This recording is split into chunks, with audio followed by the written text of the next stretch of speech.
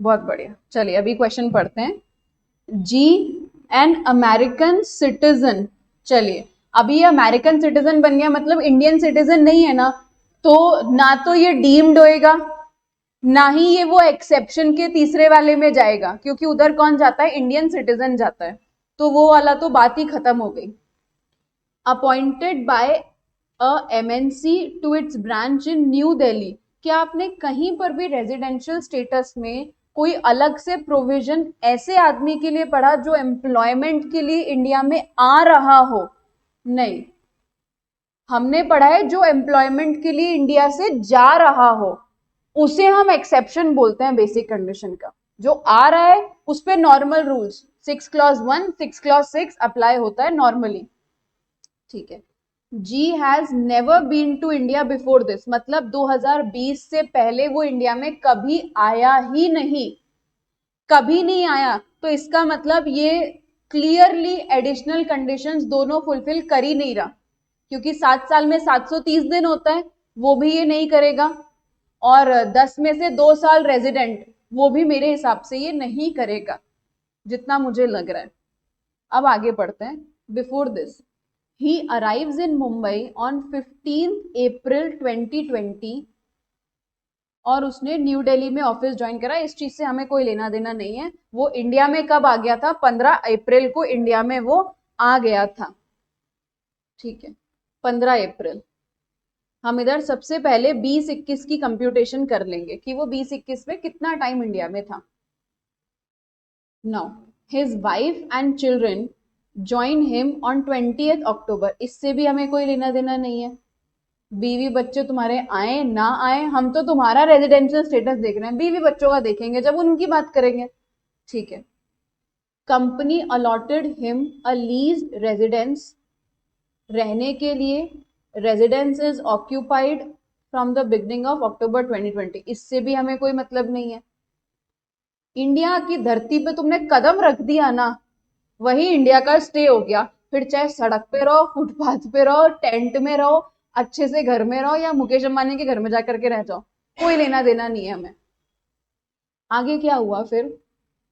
On 10 फरवरी 2021, 10 फरवरी 2021 में he is transferred by his employer on deputation basis to a regional chief of his employer operation in Southeast Asia having headquarters in Hong Kong। अच्छा, मतलब इसे India से बाहर भेज दिया गया।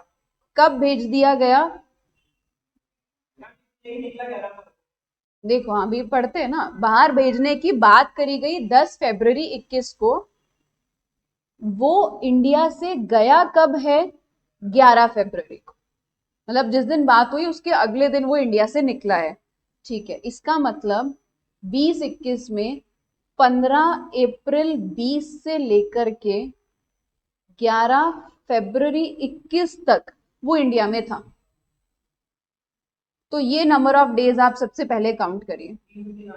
303 आ रहे हैं। ठीक है, करेक्ट है 303। क्यों 303 भाई? अप्रैल में आपके कितने दिन होते हैं?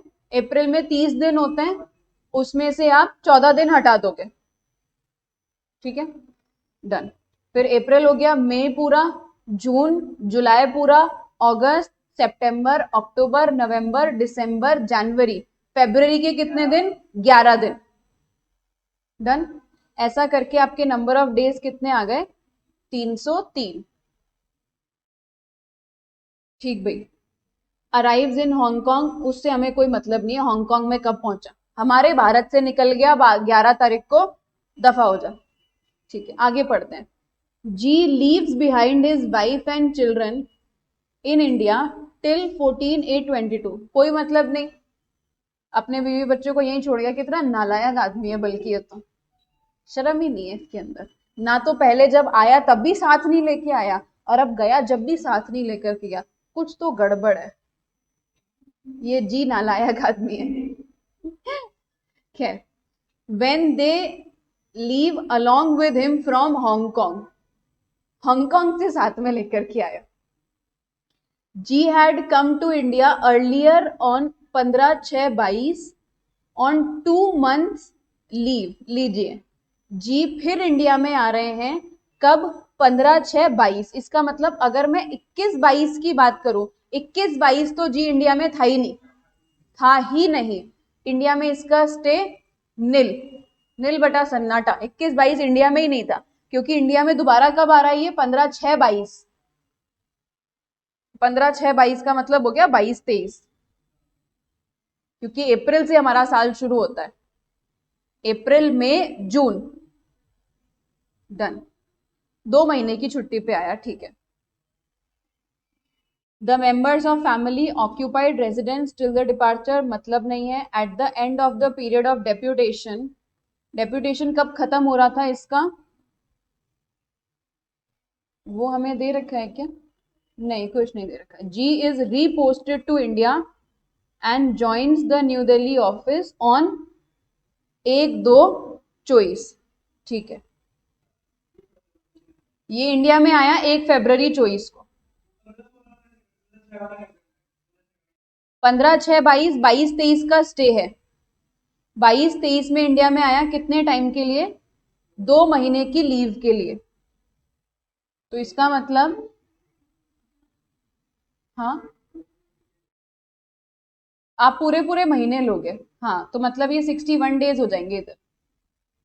1 महीने में तो 30 दिन, और 1 महीने में 31 दिन, क्योंकि जून आप लो, जुलाई लो। यहां पर अब आपको नंबर ऑफ डेज 15 या 14 करके नहीं करना, आगे बोल दिया ना 2 महीने के लिए आ रहा है, तो हमने 2 महीने क्या ले लिए, 1 महीना तो 30 दिन, और फिर दूसरा महीना 31 दिन, क्योंकि आगे जो जुलाई और अगस्त दोनों ही 31-31 दिन के हैं, तो हमने कितने दिन ले लिए, 61 डेज, ठीक है। फिर अब ये वापस कब आ रहा है, 23-24 में इसका स्टे देखो, 23-24 में इसका स्टे आ रहा है फेब्रवरी, 1 फरवरी को आ गया था, मतलब फेब्रवरी पूरा इंडिया में था, हाँ। और 2024 की बात कर रहा है, तो 2024 में फेब्रवरी में 29 दिन हुए, 29 दिन तो वो, ठीक है। फेब्रवरी, मार्च, अप्रैल, कितने दिन पूरे कर रहा है इंडिया में ये, 90 दिन पूरे कर रहा है क्या, 90 दिन किस हिसाब से पूरे कर रहा है, हाँ फेब्रवरी के तो 29 डेज, मार्च के आपके 31, 60 ही होंगे ना। अप्रैल तो नया महीना हो गया, अप्रैल तो नया महीना हो गया ना, तो 29 प्लस आपके इसे मार्च के 31 दिन, ऐसे करके ये टोटल आएगा 60 दिन के लिए। ये इसका स्टे है, इसको लिख लेते हैं ऊपर फॉर्मेट से। देखो वर्किंग नोट बता देती हूँ मैं आपको, आप इसका वर्किंग नोट कैसे बनाओगे। वर्किंग नोट,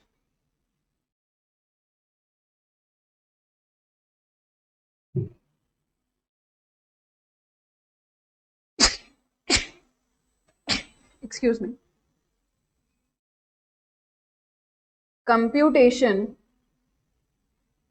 कंप्यूटेशन ऑफ जी's stay in India during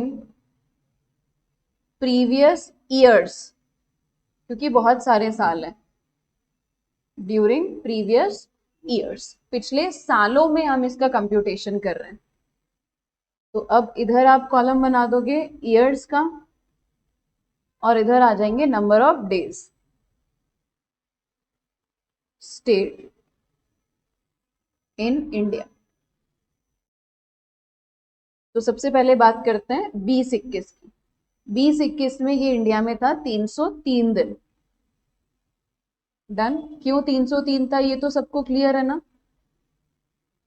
303 आपके जाएंगे कहां से लेकर कहां तक के, 15 अप्रैल 20 से लेकर के 11/2/21 तक, 303 दिन हो रहे हैं।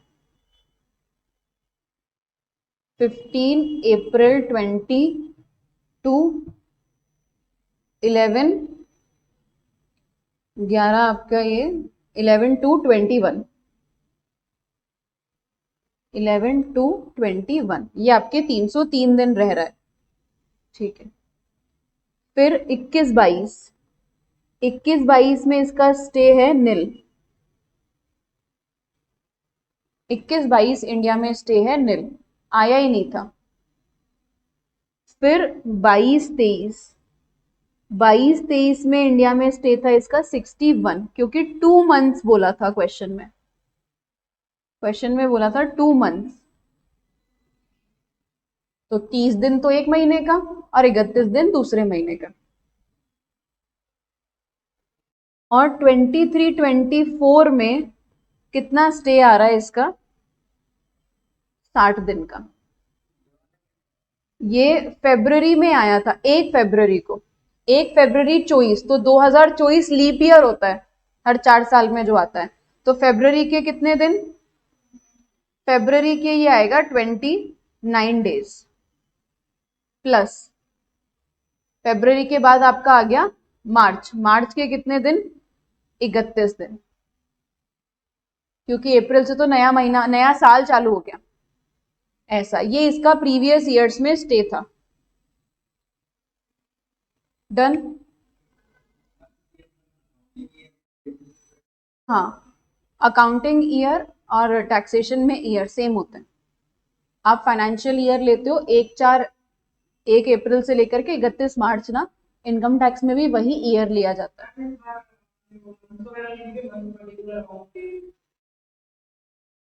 साल में कंप्यूटेशन हो रही है ना, 1 साल में था जब, अगर एक ही साल की बात, हाँ वो आप रफ में कर सकते हो। 1 साल तो मंथ में कंप्यूटेशन दिखा दो, लेकिन अगर बहुत सारे सालों की हैं तो मंथ में दिखाना पॉसिबल नहीं है। लेकिन ब्रैकेट में जैसे देखो, मैंने इधर डेट लिख दी है, ये लिखना जरूरी है। 15/4/20 से 11/2/21, ये लिखना जरूरी है। 303 दिन कैसे आए? या तो डेट वाइज लिख दो, या फिर 30-31 करके लिख दो, यही ब्रैकेट में आप लिख सकते हो। ठीक है, चलिए अब इसका स्टेटस बताते हैं। भाई साहब जो थे ना, वो प्रीवियस ईयर का अपन इसका बताते हैं, 23-24 का। प्रीवियस ईयर में 60 दिन तो थे, ठीक है, बेसिक कंडीशन सेकंड तो आ रही है, लेकिन क्या 4 प्रीसीडिंग प्रीवियस ईयर्स में 365 दिन से ऊपर थे क्या? हाँ जी थे, 303 और 61, 365 और मोर थे क्या ये भाई साहब? हाँ तो वही तो आएगा। रुको एक बार ही रुको। हाँ, आप कुछ पूछ रहे थे करण। हाँ, 1 साल छोड़ करके जाना है। अभी देखो क्या करना है आपको, इधर ये पिछले 4 साल में, इससे पहले ये कभी भी इंडिया में नहीं आया, और प्रीवियस ईयर में इंडिया में कितने टाइम था ये? 60 दिन था। लेकिन क्या ये 4 प्रीसीडिंग प्रीवियस ईयर्स में 365 डेज या उससे ज्यादा रह रहा है क्या? कितना टाइम रह रहा है? 364 डेज। मतलब ये तो बेसिक भी फुलफिल नहीं कर रहा है। प्रीवियस ईयर 23-24 के लिए तो ये बेसिक कंडीशन भी फुलफिल नहीं कर रहा, तो ये यहां पर क्या बन गया? Non resident. प्रीवियस ईयर 23-24 के लिए ये नॉन रेजिडेंट बन गया। अभी हम बस यहां लिख रहे हैं, इसको मेन आंसर में कैसे लिखना है वो मैं बता दूंगी। हाँ, वर्किंग नोट तो सेम है। नाउ सब में सेम ही बात हो रही है। पिछले वाले में भी एनआर था, देखो इसमें भी एनआर है, क्योंकि वही उससे पहले कभी इंडिया में आया ही नहीं, और इसमें भी क्या है? एनआर है, नील है। हाँ? इस साल में तो नील आ गया ना, क्योंकि आप असेसमेंट ईयर की कंपटीशन करते हो ना। इस करंट ईयर में तो नील हो गया। अब बात करते हैं इस साल की, तो इस साल में 182 डेज से ज्यादा रह रहा है, बिल्कुल रह रहा है, तो रेजिडेंट तो बन गया। लेकिन उससे पहले कभी इंडिया में आया ही नहीं, तो आपने 6 clause 6 को फुलफिल नहीं करा, तो आप कैसे रेजिडेंट बन गए? RNOR। फॉर प्रीवियस ईयर 2021 आप क्या हो?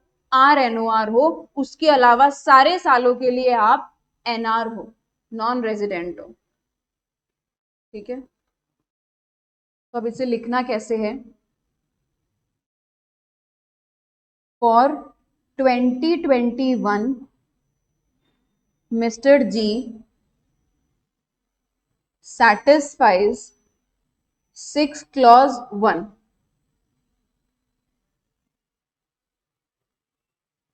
but since he came to India for the first time,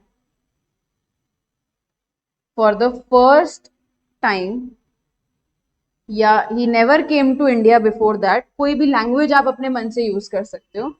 he came to India for the first time, he fails to fulfill 6 clause 6 and thus became resident but not ordinary resident, but not ordinary resident। ये तो आपने उसको कहानी बताई previous year for 2021।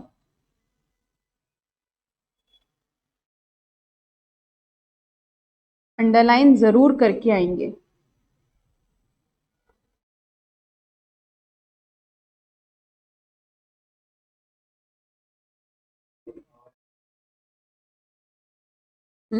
Became, हाँ।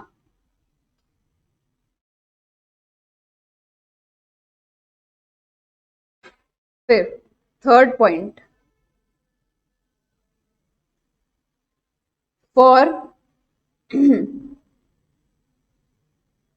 for previous years 21-22 to 23-24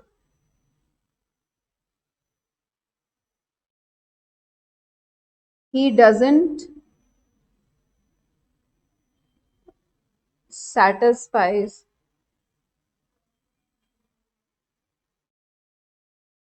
6 clause 1 and so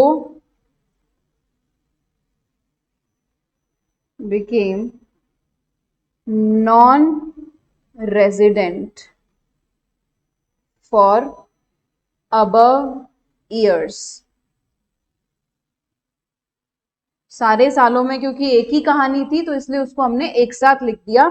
ये 21-22 से लेकर के 23-24 तक के लिए क्या बन गया? नॉन रेजिडेंट बन गया। डन। ये आपका तरीका, क्वेश्चन में आपको एग्जाम में इसी तरीके से चीजें लिखनी है। मेरे हिसाब से अभी आपको इंडिविजुअल की सेक्शंस तो याद हो गए होंगे। बेसिक का 6 clause 1, एडिशनल का 6 clause 6, डीम का है आपका 6 clause 1A। बिल्कुल सही। डन। कंफर्म 7 नंबर का क्वेश्चन आता है रेजिडेंशियल का। हाँ, उसके लिए पहले ये आइडेंटिफाई करने पे आ सकता है, जैसे इस बार आया ही था, इस बार ये आइडेंटिफाई करने के लिए आया। अब आपने पेपर देखा था तो आपने पहला क्वेश्चन ही देखा होगा, रेजिडेंशियल का ही था। इनकम निकालना नहीं आता ना क्योंकि अभी, इसलिए। चलिए, डन। ओके, ये वाला क्वेश्चन हमारा हो गया। अब हम आज स्टार्ट करेंगे next section 5, scope of total income. अब जो ये आपने रेजिडेंशियल स्टेटस सबका पता लगाया है, तो अब इनके लिए कौन सी इनकम टैक्सेबल होती है वो पता लगाएंगे। जैसे जो ऑर्डिनरी रेजिडेंट है, जैसे ऊपर शाहरुख खान था, हम एकदम स्टार्टिंग में जाते हैं। शाहरुख खान का आपने सबसे पहले ये पता लगा लिया 6 महीने इंडिया से बाहर था, दैट मीन्स प्रीवियस ईयर में कितना दिन रहा इंडिया में? 6 महीने रहा है, that means total number of days कितने हो गए भाई? 180, और वो 31 करके आप मान लो तो 182 से ज्यादा हो गया, 182 से ज्यादा हो गया। दैट मीन्स यहां से शाहरुख खान रेजिडेंट बन गया, और शाहरुख खान ने एडिशनल भी फुलफिल कर दी, तो वो ऑर्डिनरी रेजिडेंट बन गया शाहरुख खान। अब ये तो आपने केवल रेजिडेंशियल स्टेटस पता लगाया है, शाहरुख खान का सवाल क्या था? उसका सवाल देखो, एम आई लायबल टू पे tax in India on this income? क्या मैं जो यूएस में शोज या कॉन्सर्ट से पैसा कमा के लाया हूं, मैं ऑर्डिनरी रेजिडेंट हूं, ये मुझे पता बता दिया तुम लोगों ने, बट क्या मैं जो बाहर से कमा के लाया हूं उस पे टैक्स पे करने के लिए लायबल हूं क्या?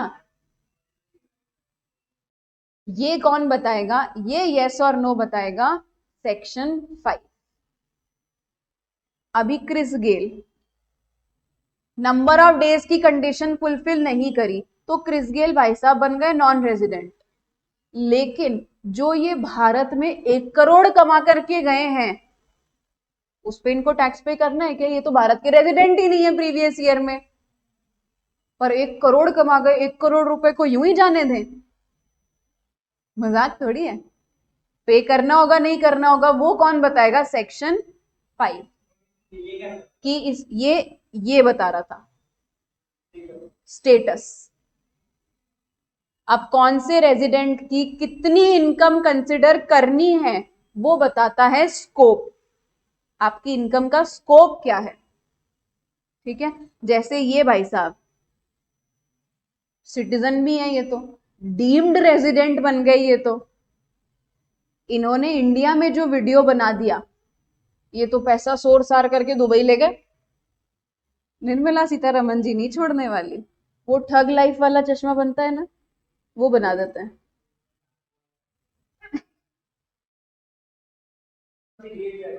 अरे रे रे रे, नहीं नहीं नहीं, चलिए, देश की फाइनेंस मिनिस्टर हैं, इज्जत तो करेंगे ना। चलिए, तो अब हम पढ़ेंगे section 5, scope of total income. Done.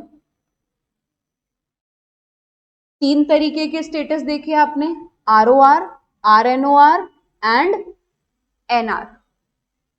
ROR है ना, उसका कॉलम देखो एक बार बेचारे का, टैक्सेबल टैक्सेबल टैक्सेबल टैक्सेबल। जो नॉट है वो तो सबके लिए ही नॉट है, मतलब वो तो कोई चीज ही ऐसी है जो किसी को भी टैक्स नहीं भरना। जो नॉट है वो तो सबके लिए नॉट है, लेकिन इस बेचारे के लिए सब कुछ क्या है?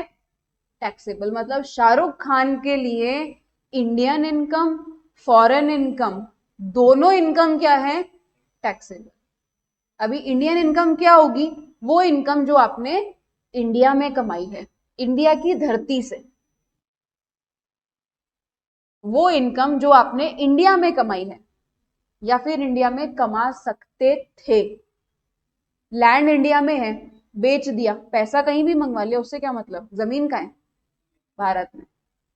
इंडियन इनकम ऐसी इनकम को बोलेंगे जो आप इंडिया में कमाए हो, और फॉरेन इनकम किसको बोलेंगे? जो आपने फॉरेन में कमाई है। जैसे शाहरुख खान ने यूएस जाकर के जो शोज करे थे, वो फॉरेन इनकम है। तो शाहरुख खान को तो ग्लोबल इनकम पे टैक्स पे करना है। आओ तुम्हारी आरती उतारे, तो आरती की थाली लेकर के खड़ी हुई है निर्मला सीतारमन जी। शाहरुख खान आ तो सही, वो बैग लेकर के आता है ना, वो कभी खुशी कभी गम में, कभी खुशी कभी गम हो गया इसका तो, ठीक है? तो मतलब Indian income, Indian income, foreign income, taxable taxable taxable taxable. Ordinary के लिए तो हर इनकम आंख बंद करके टैक्सेबल, ठीक है? अब बात करते हैं नॉट ऑर्डिनरी के लिए। ये वो प्राणी था जो इंडिया के प्रीवियस ईयर में तो कुछ टाइम रह रहा है, लेकिन जो प्रीसीडिंग प्रीवियस ईयर्स थे ना, उसमें इतना ज्यादा नहीं रह रहा। मतलब इंडिया में बहुत ज्यादा स्टे नहीं है, क्योंकि एडिशनल फुलफिल नहीं कर रहा ना। ये वो प्राणी था जो एडिशनल फुलफिल नहीं कर रहा था। तो इसके लिए हमने क्या बोला, हम आपसे वो इनकम टैक्स करेंगे जो इंडिया में कमाई है या इंडिया में कमाई जा सकती थी। वो इनकम जिसका कनेक्शन इंडिया से है ना, केवल वही इनकम टैक्स करेंगे। तो मैं आपको एक एक हेडिंग एक बार इसकी पढ़वा देती हूँ। देखो, हम NOR पे फोकस करो, उससे हम इसकी एक एक हेडिंग पढ़ेंगे। इनकम रिसीव्ड और deemed to be received in India, या तो इनकम इंडिया में मिली हो या फिर इंडिया में मिल सकती थी। अभी ये सकती, जो मिल गई वो तो चलो हमें पता है, ये मिल सकती थी क्या भला है, ये हम कैसे मान लें कौन सी इनकम इंडिया में मिल सकती थी। सेक्शन 7 उसमें लिखा गया है deemed to be received in India. बाद में पढ़ाऊंगी, इसके बाद पढ़ाऊंगी, ठीक है। अभी बस आप केवल ये जान लो कि किसके लिए कौन सी इनकम टैक्सेबल है। या तो इंडिया में मिली है या फिर इंडिया में मिल सकती थी, आपने अपना चतुर दिमाग लगा करके उसे इंडिया में रिसीव नहीं करा। होनी वो रिसीव कहां चाहिए थी, इंडिया में चाहिए थी, पर आपने टैक्स बचाने के चक्कर में उसे कहीं और रिसीव करा, इंडिया के बाहर रिसीव करा। तो इनकम टैक्स आपसे ज्यादा चतुर है, वो डीम टू बी अक्रू में जाएगा। हाँ, जैसे आज सपोज मैं सैलरीड हूं, है ना, मान लो मैं नौकरी पर हूं, तो सैलरी में आप लोगों ने नाम सुना है पीएफ, पीएफ प्रोविडेंट फंड या पेंशन। पेंशन का नाम तो सुना होगा ना, पेंशन। अभी ना मुझे पेंशन का पैसा मिलना है, मैं नौकरी कहाँ करती हूँ, भारत में। भारत में मेरा एम्प्लॉयर कौन, भारत का एम्प्लॉयर है मेरा। मैं इंडिया से बाहर घूमने के लिए चली गई, या मैं इंडिया के बाहर सेटल हो गई, लेकिन अभी पिछले साल ही सेटल हुई हूँ, ठीक है। मैं RNOR बन गई रेजिडेंशियल स्टेटस से, तो और मैंने बोल दिया कि मेरी जो ये पेंशन का पैसा है ना, ये कहाँ भेज दो मुझे, मेरे बाहर के अकाउंट में। मैं तो इंडिया में हुई नहीं, मान लो मैं लंदन में हूँ, तो मैं वहां अपना पेंशन का पैसा मंगवा रही हूँ। क्या फर्क पड़ता है, नौकरी मैंने कहाँ करी, इंडिया में। जो पैसा मैंने अर्न करा है वो कौन सी कंट्री के रिसोर्सेज की वजह से अर्न करा है, इंडिया की वजह से। मंगवाऊं मैं चाहे कहीं पर भी उसको, मतलब नहीं है ना। ऐसी कुछ इनकम्स को deemed to be received in India बोला जाता है। ऐसी टोटल 4 इनकम है जो सैलरी हेड में ही आती है। इनकम फ्रॉम सैलरी को ही आप deem to be received in India बोल सकते हो।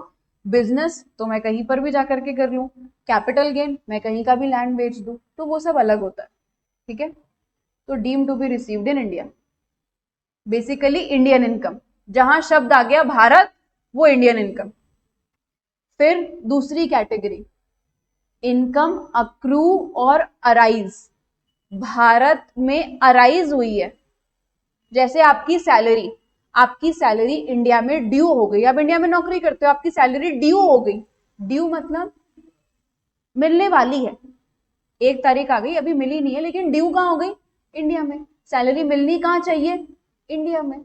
तो अक्रू और अराइज इन इंडिया, या फिर डीम्ड टू बी अक्रू और अराइज इन इंडिया, ऐसी इनकम जिसे हम इंडिया में अराइज हुआ हुआ मान लेंगे। जैसे मेरा इंडिया में कोई घर है, मैं रहती हूँ लंदन, मेरा इंडिया में घर है और वो मैंने किराए पे दे रखा है। किराए की इनकम मुझे कहाँ आ रही है, बाहर, लेकिन मेरा घर कहाँ है, इंडिया में। जो इनकम अराइज हो रही है, इनकम का सोर्स कहाँ है, इंडिया में। ऐसी इनकम को बोला जाता है deemed to be arise in India, और ये आती है आपकी सेक्शन 9 से। ये सेक्शन 7 और ये सेक्शन 9, ओके।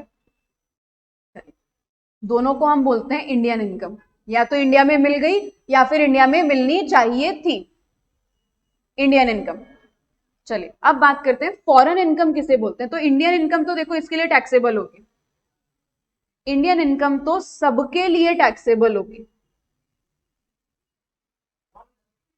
बिल्कुल होगी। भारत में कमाई है, क्रिस गेल इंडिया में मैच खेल के गया ना, इंडिया की धरती पे income accrue in India taxable,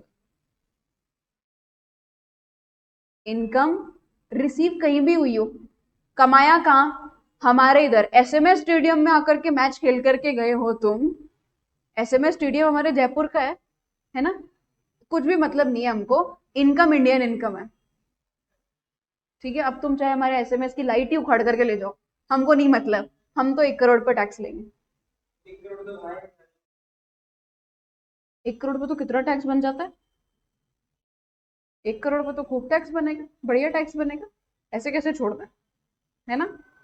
तो इंडियन इनकम तो सबके लिए टैक्सेबल, अगर इंडियन इनकम कमा रहे हो तो सबके माथे पर टीका लगेगा म्यूचुअली, चाहे भारत के हो चाहे भारत के नहीं हो, टीका तो लगेगा। चलिए अब फॉरेन इनकम की बात करते हैं। फॉरेन इनकम कौन सी इनकम, जो मिली भी बाहर है, अराइज भी बाहर हुई है, आपने कमाई भी बाहर है और आपको मिली भी बाहर ही है, सब कुछ उसका पूरा तामझाम इंडिया के बाहर ही हुआ है, ठीक है। ऑर्डिनरी को तो तब भी नहीं बख्शेंगे, इसके लिए तो तब भी क्या हो जाएगी, टैक्सेबल। नॉट ऑर्डिनरी की बात करते हैं। अगर बिजनेस इंडिया में सेटअप था तो नॉट ऑर्डिनरी के लिए भी टैक्सेबल करते हैं। बिजनेस कहाँ है, इंडिया में, मेरा बिजनेस का जो कंट्रोल एंड मैनेजमेंट है ना वो इंडिया से हो रहा है। जैसे सपोज आज अपन एचयूएफ की बात करते हैं, है ना, तो आर या चलो एचयूएफ की ना बात करके अपन इधर इंडिविजुअल की ही अगर बात करते हैं,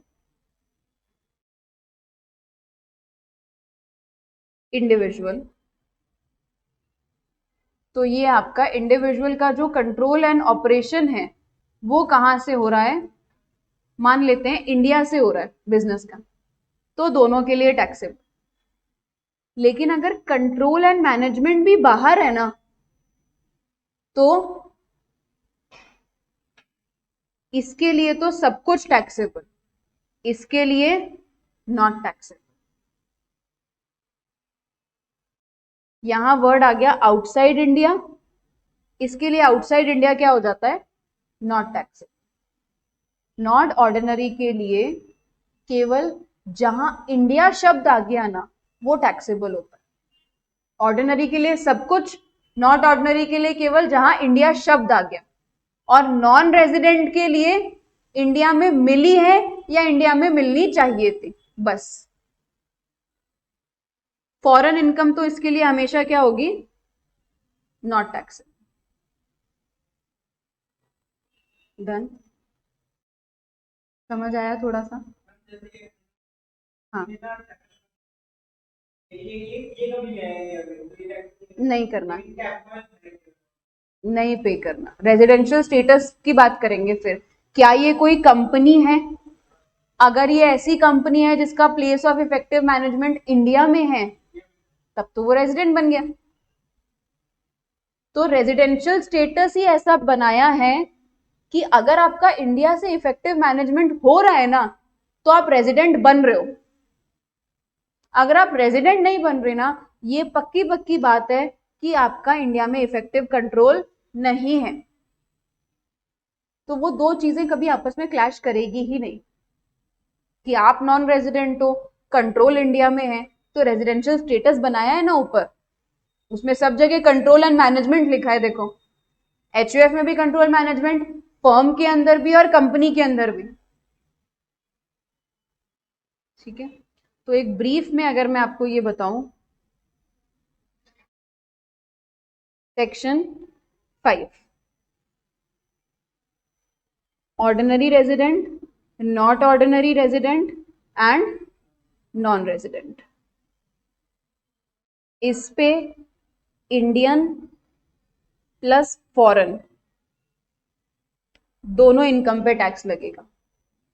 इसे Indian plus foreign if business controlled from India,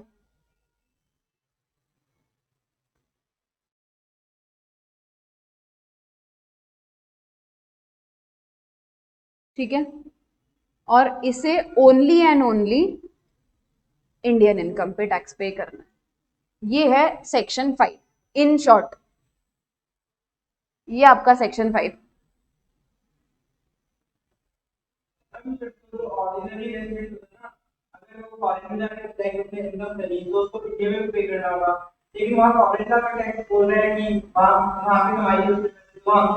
इसके लिए आप पढ़ते हो फाइनल के अंदर double taxation avoidance agreement. India क्या करती है, बाहर की कंट्रीज के साथ में एक एग्रीमेंट करके रखेगी कि इस बंदे ने आपके यहाँ टैक्स पे कर दिया, आपके वहां की टैक्स की रेट कितनी है, हमारे यहाँ की इतनी है, इंडिया की इतनी है, बाहर की इतनी है, कंपैरिजन करेंगे, दोनों में से जो कम होगा उस पर आप टैक्स भर दो। असेसी खुद करता है। इनकम टैक्स की पूरी कंप्यूटेशन सेल्फ असेस्ड होती है, आपको खुद करनी है। चार्टर्ड अकाउंटेंट्स या आप जो बन रहे हो कॉस्ट अकाउंटेंट्स, इसी काम के लिए तो होते हो। आपको DTAA क्यों पढ़ाया जाता है, इसीलिए पढ़ाया जाता है। आपको ट्रांसफर दोनों में से जो कम होगी वो पे करनी है आप। हाँ, दो बार टैक्स नहीं लगाता है। देखो, टैक्स का मोटिव आपकी गर्दन काटना नहीं है, टैक्स का मोटिव है पैसा कमा रहे हो ना, सरकार की वजह से कमा रहे हो, तो अगर वैलिड है तो सरकार को दो, और देना भी चाहिए। ठीक, तो ऐसा दो जगह सेम इनकम के ऊपर दो जगह टैक्स आपको नहीं पे करना, एक ही जगह पे करना होता है। इसीलिए एग्रीमेंट बनाए। अब जैसे मान लो इंडिया का दुबई के साथ एग्रीमेंट है, इंडिया का यूरोप के साथ, यूरोप कॉन्टिनेंट के साथ में पूरे पे, उसमें आप कोई सी भी कंट्री ले लो, ठीक है। यहाँ पर इंडिया का अमेरिका के साथ में कॉन्ट्रैक्ट दिखते हैं, तो वो सारा DTAA फाइनल लेवल के अंदर जाएगा इंटरनेशनल टैक्सेशन पे। 40 नंबर का आता है फाइनल में वो इंटरनेशनल टैक्सेशन। ठीक, हाँ डन। हाँ हाँ हाँ हाँ हाँ हाँ बिल्कुल, वो मुझे पता है, बचा हुआ है।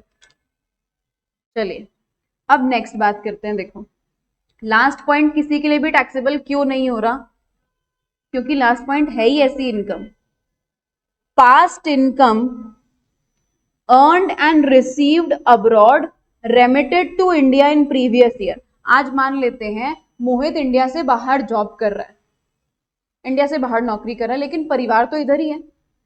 भाई आज अगर मोहित इंडिया के बाहर इसका 2 करोड़ रुपए कमा रहा है, तो परिवार तो अगले आदमी का यही है ना, परिवार को पैसा तो भिजवाएगा ना। रेमिटेंस, पैसा भिजवाना क्या कहलाया जाता है, रेमिटेंस।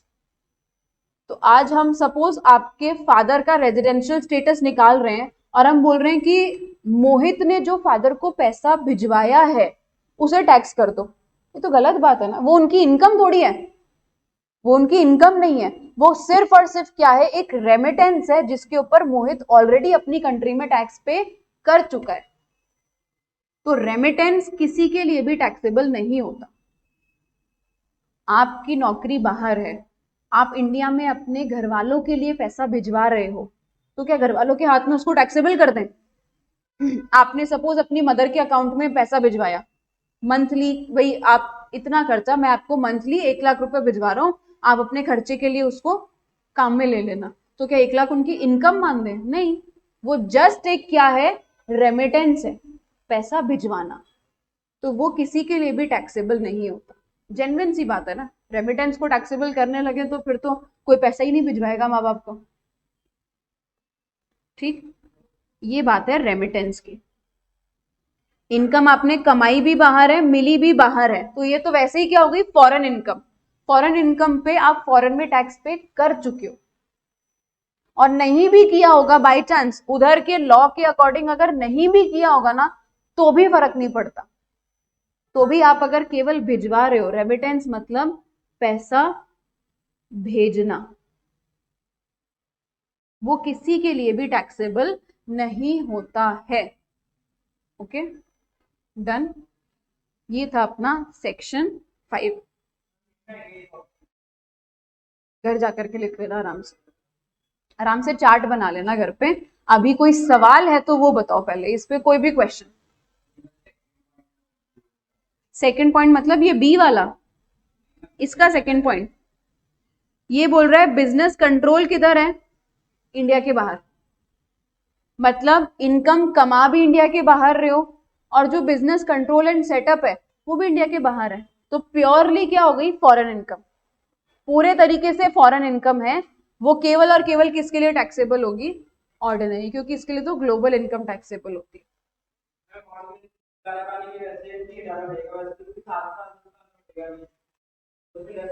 प्रीवियस ईयर हटाओ, प्रीवियस ईयर हटा दो, इधर उधर घूमते हो।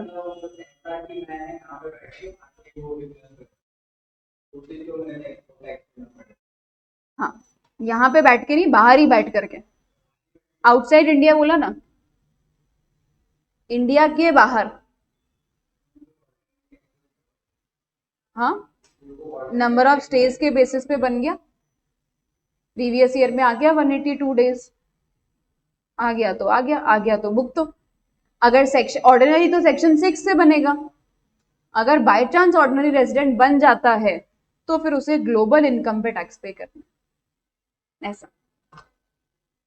ठीक है, जैसे अभी शाहरुख खान है, मान लो उसका इंडिया के बाहर कोई बिजनेस चल रहा है, सेटअप इंडिया के बाहर है, इनकम भी इंडिया के बाहर ही यूटिलाइज हो रही है, सब कुछ बाहर है, लेकिन शाहरुख खान तो इंडिया का रेजिडेंट है ना, वो तो ऑर्डिनरी रेजिडेंट है ना, तो उसके लिए टैक्स लगेगा। हाँ हाँ, गांधी जी बिल्कुल है, बिल्कुल देगा, क्योंकि वो ऑर्डिनरी रेजिडेंट है। ठीक है, ओके, थैंक यू।